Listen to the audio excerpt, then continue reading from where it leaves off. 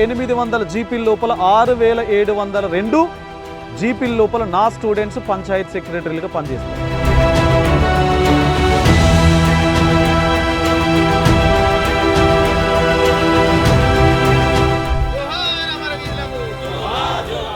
MLC పట్టభద్రుల ఎన్నికల ప్రచారం ఆదిలాబాద్ జిల్లాలో ఊపందుకుంది. ఆదిలాబాద్ జిల్లాలో అభ్యర్థులు ప్రచారం జోరుగా కొనసాగిస్తున్నారు. ప్రస్తుతం ఆదిలాబాద్ జిల్లాలో బీఎస్పీ పార్టీ అభ్యర్థి ఎమ్మెల్సీ బరిలో నిలిచినారు. మరి డాక్టర్ ప్రసన్న హరికృష్ణ గారు మరి ఆదిలాబాద్ జిల్లాలో పట్టభద్రుల ఎమ్మెల్సీ ఎన్నికల ప్రచారం కోసం ఆదిలాబాద్ జిల్లాలో గ్రాడ్యుయేట్లను కలుస్తూ మరి ఒక ప్రచారం కొనసాగిస్తున్నారు. మరి ప్రస్తుతం మనతో పాటు ప్రసన్న హరికృష్ణ గారు ఉన్నారు. వారిని తెలుసుకుందాం. సార్ చెప్పండి, ఈ యొక్క పట్టభద్రుల ఎమ్మెల్సీ ఎన్నికల్లో మీరు నిలవాలని ఎందుకు అనుకున్నారు? మీ అంతిమ లక్ష్యం ఏముంది అసలు? పట్టభద్రుల సమస్యలు నాకు మాత్రమే తెలుసు. ఇప్పుడున్నటువంటి మిగతా అభ్యర్థులు మీరు కంపేర్ చేసినట్లయితే పట్టభద్రుల ఎమ్మెల్సీ ఎన్నికల్లో గత 18 సంవత్సరాల నుంచి నిరుద్యోగుల సమస్యలు తెలిసిన వ్యక్తిగా, ఒక ఉద్యోగిగా 15 సంవత్సరాల పైచిలుకు సర్వీస్ చేసినటువంటి వ్యక్తిగా ఉద్యోగ సమస్యల పట్ల అవగాహన ఉంది. అదేవిధంగా నార్మల్ గ్రాడ్యుయేట్స్ ఎవరైతే ఉంటారో వాళ్ళందరికీ ఎలాంటి రిక్వైర్మెంట్స్ కావాలి, స్కిల్ డెవలప్మెంటా, ఎడ్యుకేషనా, ఎంప్లాయ్మెంటా అనే అన్నింటి అంశాలపైన నాకు స్పష్టత ఉన్నది. కాబట్టి దానిలో భాగంగానే నా 19 సంవత్సరాల అసిస్టెంట్ ప్రొఫెసర్ ఉద్యోగానికి రాజీనామా చేసి నేను ఈ పట్టభద్రుల ఎమ్మెల్సీ ఎన్నికల్లో బరిలో ఉన్నాను.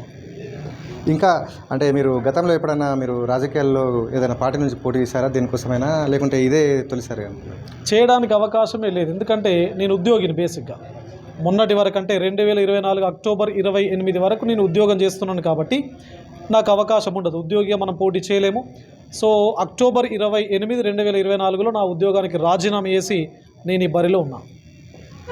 అంటే ఈ యొక్క ఉమ్మడి ఆదిలాబాద్, కరీంనగర్, మెదక్, నిజామాబాద్ ఈ యొక్క నియోజకవర్గంలో మరి పట్టభద్రుల కోసం మీరు ఎలాంటి లక్ష్యాలను ముందుకు తీసుకొస్తున్నారు? వారి సమస్యలు కావచ్చు, అదేవిధంగా ప్రజల సమస్యలను, ఎలాంటి సమస్యలు మీ దృష్టికి వచ్చాయి? మీరు వాటిని అన్నింటిని కూడా ముందుకు ఏ విధంగా తీసుకుపోతున్నారు ఒకవేళ మీరు ఎన్నికల్లో గెలిస్తే?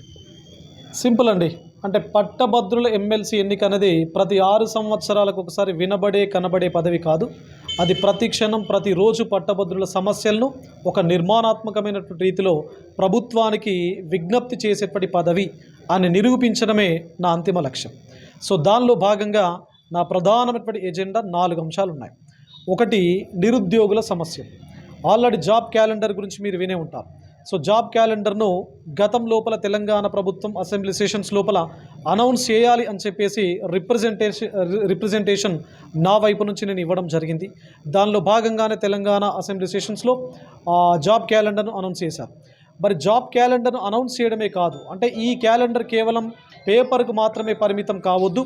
తప్పనిసరిగా దాని లోపల ఏ నోటిఫికేషన్స్ అయితే మెన్షన్ చేయడం జరిగిందో, ఏ నెలలో ఏ నోటిఫికేషన్, ఏ రోజున ఎగ్జామినేషన్ మెన్షన్ చేయడం జరిగిందో తప్పనిసరిగా దాన్ని చేపట్టడం కోసం, అది జరిగేలా చూడడం కోసం, అది సరైన రీతిలో అమలయ్యేలా చూడడం కోసం నా యొక్క కార్యాచరణ అనేది ఉంటుంది. నంబర్ 1. నంబర్ 2, రెండవది ఏంటి అంటే ఉద్యోగుల సమస్య. ప్రభుత్వ ఉద్యోగులు అయితేనేంటి, ప్రైవేట్ ఉద్యోగులు అయితేనేంటి. మరి ప్రభుత్వ ఉద్యోగిగా నేను 15 సంవత్సరాలు పనిచేశాను. కాబట్టి బేసిక్గా నేను సిపిఎస్ ఎంప్లాయ్, అంటే కాంట్రిబ్యూటరీ పెన్షన్ స్కీమ్కి సంబంధించినటువంటి ఎంప్లాయీ. కాబట్టి సిపిఎస్ ఎంప్లాయీస్ ఎవరైతే ఉన్నారో వాళ్ళు ఎదుర్కొంటున్నటువంటి సమస్యలపైన నేను తప్పనిసరిగా మాట్లాడతాను. అదేవిధంగా డిఏలు 5 డిఏలు పెండింగ్లో ఉంటే మొన్న క్యాబినెట్ మీట్ లోపల ఒక డిఏని అనౌన్స్ చేసి ఇంకా 4 డిఏలు పెండింగ్లో ఉన్నాయి. ఇలా చాలా రకాల సమస్యలు ఉంటాయి. గురుకుల teachers, model school teachers, KGBV లోపల వర్కింగ్ ప్రెషర్ చాలా తీవ్రమైపోయింది. కేర్ టేకర్ సిస్టమ్ అక్కడ లేదు. మోడల్ స్కూల్స్ లోపల 01/010 కింద వేతనాలు ఇవ్వట్లేదు. ఇలా చాలా సమస్యలు మరి ప్రభుత్వ ఉద్యోగులకు సంబంధించి ఉన్నాయి. ప్రైవేటు ఉద్యోగుల సమస్యలు మరొక రకంగా ఉన్నాయి. అసలు వాళ్లకు చాలినటువంటి వేతనాలు, తక్కువ వేతనాలు, మరి ఉద్యోగ భద్రత లేకుండా ఉండేటువంటి పరిస్థితి, ఆరోగ్య భద్రత లేనటువంటి పరిస్థితి, వీటన్నింటిని కూడా నేను తప్పనిసరిగా అడ్రస్ చేస్తాను. అదేవిధంగా విద్యా వ్యవస్థ బలోపేతం. ఎడ్యుకేషన్ అనేది ఒక సమాజం యొక్క పరివర్తనానికి చాలా కీలకమైనటువంటి ఆయుధం. కాబట్టి విద్యా వ్యవస్థ బలోపేతం లోపల ప్రసన్న హరికృష్ణ యొక్క పాత్ర తప్పనిసరిగా తెలంగాణ సమాజంలో ఉంటుంది అనేటువంటి ఒక దృఢ సంకల్పంతో నేను నా ఎజెండాతో ముందుకు వెళ్తూ ఉన్నాను. లైబ్రరీస్, మనకు లైబ్రరీస్ను నేను దేవాలయాలతో పోల్చుతుంటాను. నిరుద్యోగులు పెద్ద సంఖ్యలో లైబ్రరీ లోపల చదువుతున్నారు. కాబట్టి వాళ్ళకు స్టాండర్డ్ బుక్స్ను అందించేటువంటి కోణంలో, మధ్యాహ్న భోజనాన్ని వీలైతే కల్పించేటువంటి కోణం లోపల, అదేవిధంగా లైబ్రరీ లోపల ఇన్ఫ్రాస్ట్రక్చర్. ఈవెన్ కొన్ని లైబ్రరీస్ లోపల వాష్రూమ్స్ లేవు.